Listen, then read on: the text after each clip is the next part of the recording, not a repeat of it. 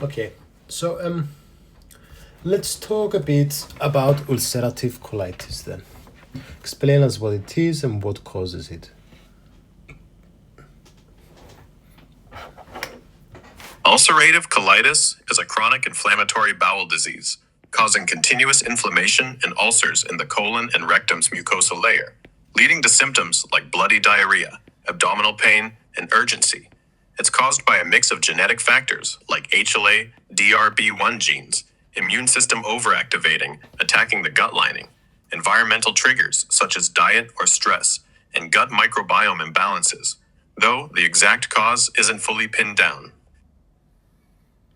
And what are the macroscopic features? So it can affect the rectum only, the left-sided bowel, the whole large bowel. Explain this to us. And there's no ulcers, despite the term ulcerative. Ulcerative colitis, UC, shows microscopic features like mucosal inflammation with crypt abscesses, pus-filled crypts, crypt distortion, irregular gland shapes, and loss of goblet cells, which produce mucus, confined to the colon and rectum superficial layers. Unlike Crohn's deeper inflammation, it can affect just the rectum, proctitis, the left colon, left-sided colitis, or the entire large bowel, pancolitis, spreading continuously from the rectum. But despite the name ulcerative, it does cause ulcers, shallow, broad lesions in the mucosa, leading to bleeding, and the term reflecting the erosive damage seen.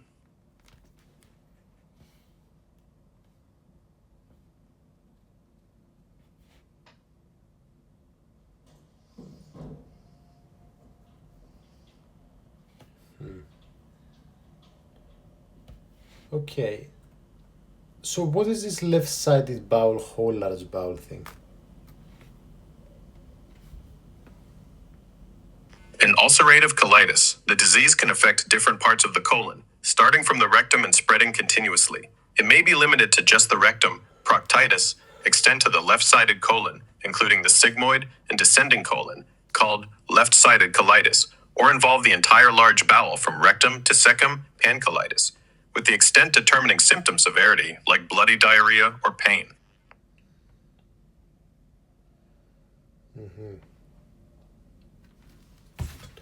Okay. And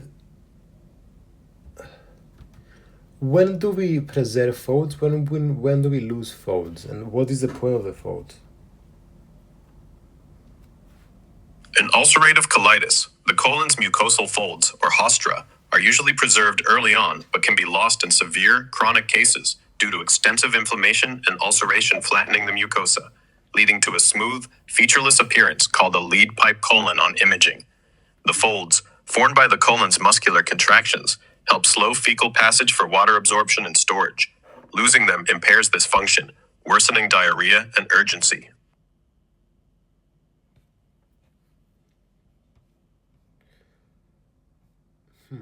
Okay, what are the complications of ulcerative colitis?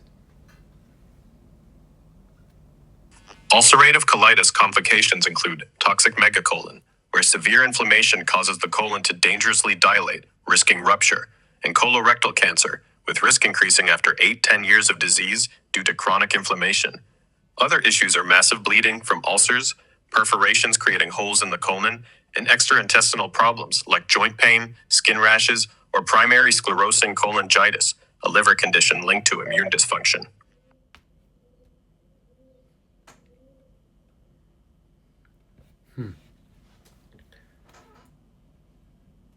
I see. All right. And how does the treatment between Crohn's and ulcerative colitis differ?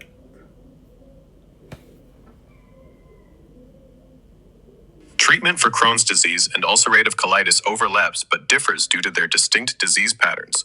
Crohn's, with its patchy, transmural inflammation, often requires aggressive therapies like biologics, XZ, anti-TNF drugs like infliximab, or immunosuppressants, XZ, azathioprine, to control deep inflammation. And surgery may address complications like strictures or fistulas, though it's not curative. Ulcerative colitis, limited to the colon's mucosa with continuous inflammation, responds well to immunosalicylates, e.g., mesalamine, for mild cases, with biologics or immunosuppressants for severe cases, and colectomy, colon removal, can be curative in refractory cases. The key difference is that Crohn's treatment focuses on managing widespread, deeper damage and complications, while ulcerative colitis treatment emphasizes mucosal healing and offers a surgical cure. One more time, in very simple terms, please. And then I want you to talk to me about the extraintestinal manifestations of both diseases: ocular, uveitis, iritis, episcleritis, cutaneous erythema nodosum, pyroderma, gangliosum, arthropathies, and explain me why these would be and what these are.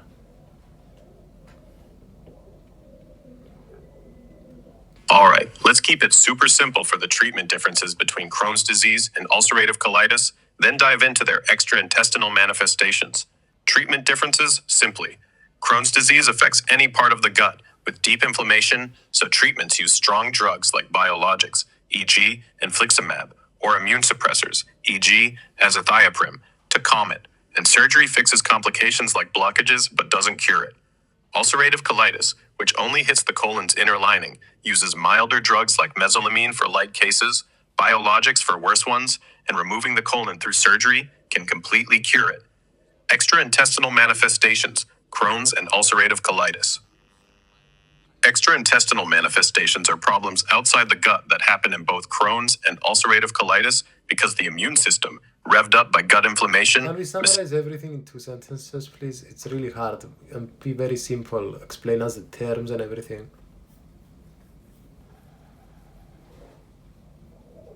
Coeliac disease is when gluten triggers the immune system to damage the small intestine, causing diarrhea, nutrient malabsorption, and complications like lymphoma or skin rashes. Diagnosed by blood tests like TTG-IJ antibodies and biopsy showing villus atrophy. Crohn's disease and ulcerative colitis, types of inflammatory bowel disease, involve chronic gut inflammation. Crohn's, with patchy, deep damage anywhere in the gut, and ulcerative colitis, with continuous colon inflammation. With the 2 sentences on the treatment and the extraintestinal manifestations I mentioned, please. Crohn's disease treatment uses strong drugs like biologics to manage deep, patchy gut inflammation and surgery for complications like fistulas, while ulcerative colitis uses milder drugs like mesalamine or biologics and offers a cure through colon removal. Both can cause extraintestinal issues like eye inflammation, uveitis, iritis, episcleritis, skin conditions, erythema nodosum, pyoderma gangrenosum, or joint pain, arthropathies, as the overactive immune system attacks other organs, triggered by gut inflammation. Okay. So, I want you to tell me in a few words a few differences between the two.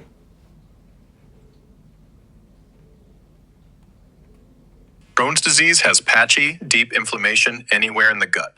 Ulcerative colitis has continuous, shallow inflammation only in the colon. Crohn's causes fistulas and strictures. Ulcerative colitis risks toxic megacolon and higher cancer risk.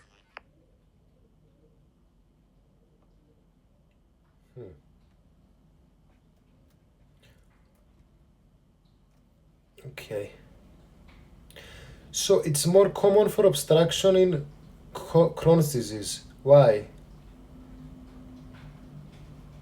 Crohn's disease is more likely to cause obstruction because its transmural inflammation leads to fibrosis and strictures, narrowing the gut lumen, especially in the ileum, which blocks the passage of contents.